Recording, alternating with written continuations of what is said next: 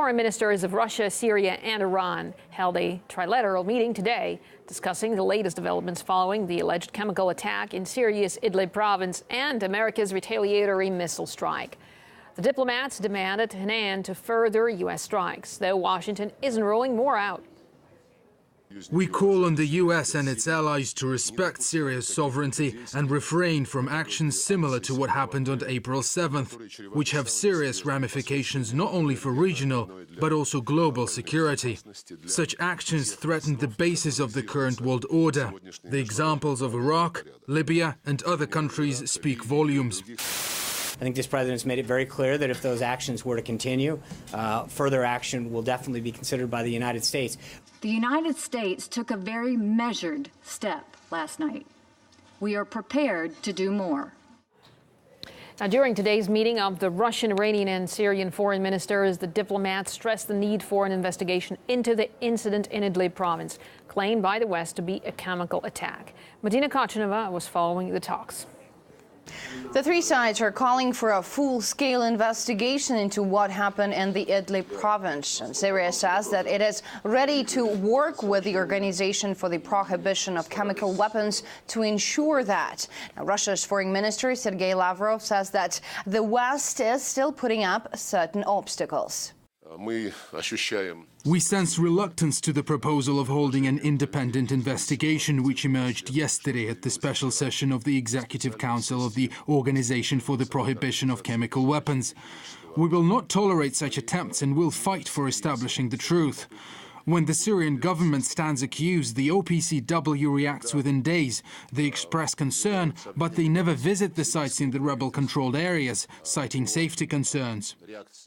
Iran blames the U.S. for not wanting the facts to be established and also for using this situation to fulfill its own interests. Now, Russia's foreign minister said that the U.S. act of aggression was obviously meant to derail the peace process in Syria and also to find a way for a regime change in the country. Sergei Lavrov also claimed that the so-called chemical attack in the Idlib province was staged.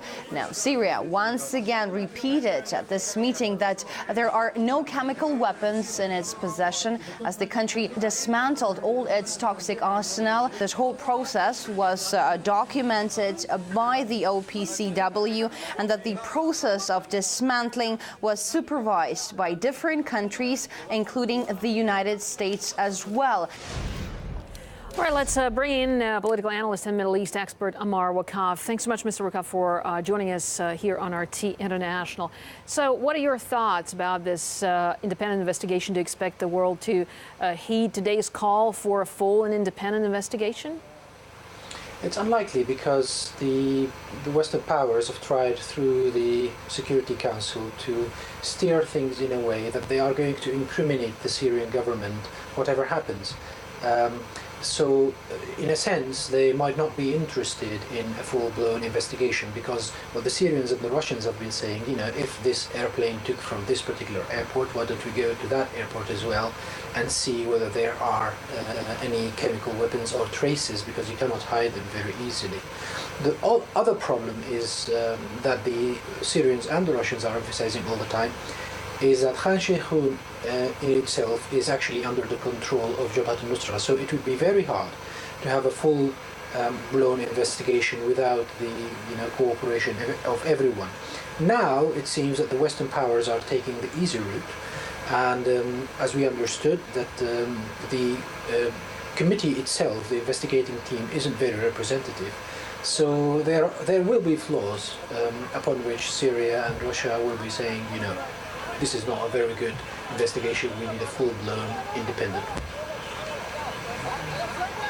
And, in the immediate wake of the chemical incident, the U.S. too called for an investigation, only to go on to launch retaliatory strikes without waiting for one to be conducted. What's the logic there? Well, providing that the United States had nothing to do with this chemical attack, which is obviously going to be approved by many of your viewers, they probably felt that they were challenged and that they needed to retaliate so as to return the challenge. Somebody was saying, Trump, for example, have been throughout his campaign and after his inauguration, emphasizing that had he been in Obama's shoes, President Obama's shoes, in 2013, he would have done things differently. Probably the Americans felt that they should retaliate anyway and wait for an investigation later, because as they put it, and we've read the report that they've issued, the 4-page report, they had enough evidence that it was the Syrians did it. But that's not international law. And then, they're basically accusing the Syrians and the Russians of lying, even though the OPCW declared Syria free from chemical warfare weapons in 2014. So this is not to be taken lightly. Now, we think that the United States are, making stakes high enough so as that the Russians won't challenge them elsewhere. We've heard about, for example, certain deployments on the border with Jordan. These are supposed to go, as we can see now, supposed to go as a buffer between Syria and Iraq towards the eastern side of Syria. There is also the Americans trying to isolate Raqqa, and they don't want the Russians and the Syrians to meddle over there. Well, certainly we see something. Yeah, Mr. Rokov, we see that the situation is not getting easier there, but still, there are hopes for the independent investigation and its findings. For now, though, thanks so much for talking to us and giving us your thoughts on the situation.